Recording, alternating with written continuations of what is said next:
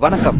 இன்னைக்கு நம்ம Chennai love story அப்படின்ற படத்த தான் ரிவ்யூ பண்ண போறோம். இது ஒரு தெலுங்கு படம். ஸோ இந்த படத்த இயக்கியிருக்கு யாருன்னு பார்த்தீங்கன்னா, Ravi Namburi and casting Kiran Abbavaram and Gouri Priya. Gouri Priya உங்களுக்கு தெரிஞ்சிருக்கும். இவங்க லவர் படத்துல நடிச்சிருக்காங்க.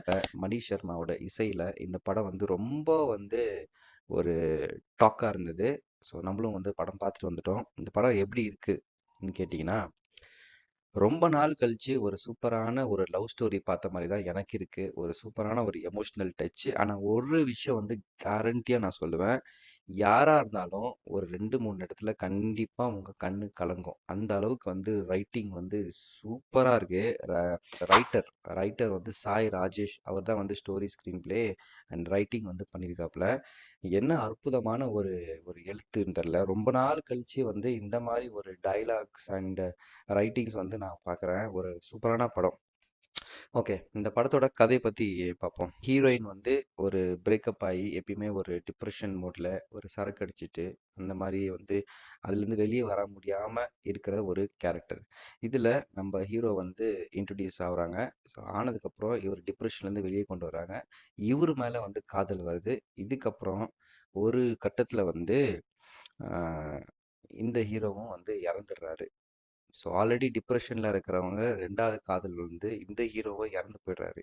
இதுக்கப்புறம் செகண்ட் ஹாஃப்ல என்ன கொண்டு வருவாங்க அப்படின்ற மாரி தான் நமக்கு உட்காந்துட்டு இருப்போம். அந்த அளவுக்கு அற்புதமா கொண்டு போயிருக்காங்க. இதுல பாசிட்டிவ்ஸ்லாம் என்னன்னு கேட்டீங்கன்னா, 100க்கு 100 Gowri Priya and dialogues, writings, direction இது ஒரு பாசிட்டிவ்.